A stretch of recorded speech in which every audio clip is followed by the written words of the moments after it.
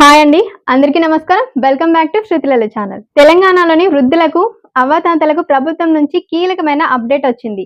రాష్ట్ర వ్యాప్తంగా దాదాపు 2.5 లక్షల కొత్త పెన్షన్లను చేయూత మరియు ఆసరా పథకాలను మంజూరు చేయడానికి ప్రభుత్వం ఏర్పాట్లు చేయబోతుంది. అసలు ఈ కొత్త పెన్షన్ల పంపిణీ ఎప్పటి నుంచి ప్రారంభమవుతుంది, కొత్త దరఖాస్తు చేసుకోవడానికి వయోపరిమితి ఎంత ఉండాలి, ఏ డాక్యుమెంట్స్ కావాలి, ఆన్లైన్ లేదా ఆఫ్లైన్ ఎలా అప్లై చేయాలి అన్న పూర్తి సమాచారాన్ని ఈ వీడియోలో క్లియర్ గా ఎక్స్ప్లెయిన్ చేస్తాను. వీడియోను చివరి వరకు చూడండి. ఇంకా లేట్ చేయకుండా వీడియో స్టార్ట్ చేద్దాం. మొదటిగా తాజా అప్డేట్ విషయానికి వస్తే, రాష్ట్ర ప్రభుత్వం సుమారుగా 2.5 లక్షల కొత్త పెన్షన్లను మంజూరు చేయడానికి ప్రభుత్వం కసరత్తు పూర్తి చేసింది. జిల్లాల వారీగా ఇన్ఛార్జ్ మంత్రులు, ప్రజాప్రతినిధుల ద్వారా అర్హులైన లబ్ధిదారులకు మంజూరు ప్రొసీడింగ్ పత్రాలను అందజేయనున్నారు. అర్హత ఉండి ఇంకా పెన్షన్ రాని నిరుపేద ప్రజలకు ఇది నిజంగా ఒక గొప్ప ఊరట అని చెప్పవచ్చు. ఇప్పుడు అసలు వృద్ధాప్య పెన్షన్ కి ఉండవలసిన అర్హతలేంటో చూద్దాం.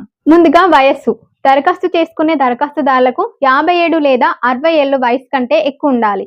ప్రభుత్వం రూల్స్ ప్రకారం ఓటర్ కార్డ్ లేదా ఆధార్ లో పుట్టిన తేదీ ప్రకారంగా ఈ ఏజ్ అనేది నిర్ణయిస్తారు. ఇంకా రేషన్ కార్డ్. తప్పనిసరిగా తెలంగాణ తెల్ల ration card, white ration card ఉండాలి లేదా ఆహార భద్రత కార్డు ఉండాలి. ఆదాయ పరిమితి.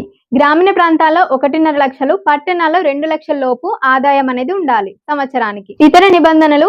కుటుంబంలో ఎవరైనా ప్రభుత్వ ఉద్యోగి అయినా, 4 వీలర్ ఉన్నా లేదా భారీగా వ్యవసాయ భూమి ఉన్న రూల్స్ ప్రకారం ఈ పథకానికి అనర్హులవుతారు. మీరు కొత్తగా పెన్షన్ కోసం దరఖాస్తు చేసుకోవడానికి ఇప్పుడు నేను చెప్పే డాక్యుమెంట్స్ రెడీ చేసి పెట్టుకోండి. ఫస్ట్ వన్ వచ్చేసి Aadhaar card, voter card, ration card. వయసు నిర్ధారణ కోసం ఆధార్ కార్డ్ లేదా ఓటర్ కార్డ్ లేదా బర్త్ సర్టిఫికేట్ కావాల్సి ఉంటుంది. నెక్స్ట్ ఇంకా మీ ఆధార్ కార్డ్ తో లింక్ అయి ఉన్న bank passbook, Aadhaar card number తో లింక్ అయిన బ్యాంక్ పాస్బుక్ అనేది రెడీ చేసి పెట్టుకోండి. నెక్స్ట్ ఇంకా ఆదాయం ధృవీకరణ పత్రం అనేది అవసరం పడుతుంది, లేదు అంటే లేదా ఆప్షనల్. ఇంకా సో ఈ డాక్యుమెంట్స్ అన్ని మీరు సెట్ చేసి పెట్టుకోండి. అప్లై ఎలా చేయాలనే సందేహం అందరికీ ఉండవచ్చు.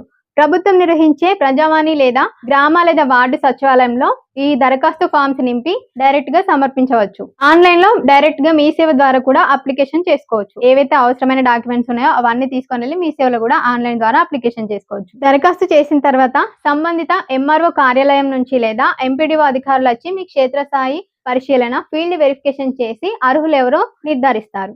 చూశారుగా అండి, ఇది తెలంగాణ వృద్ధాప్య పెన్షన్లకు సంబంధించిన లేటెస్ట్ అప్డేట్ వివరాలు. మీ ఇంట్లో కానీ మీ చుట్టుపక్కల కానీ అర్హులైన అవ్వాతాతలు ఉంటే ఈ యూస్ఫుల్ ఇన్ఫర్మేషన్ ని వారందరికీ షేర్ చేయండి.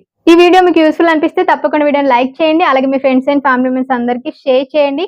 ఇలాంటి లేటెస్ట్ ప్రభుత్వ పథకాల సమాచారం కోసం శృతిలల ఛానల్ ఇప్పుడే సబ్స్క్రైబ్ చేసుకోండి. దాని పక్కన ఉన్న బెల్ ఐకాన్ యాక్టివేట్ చేసుకోండి. Thank you so much for watching. మరో మంచి వీడియోతో మళ్ళీ కలుద్దాం. Bye bye.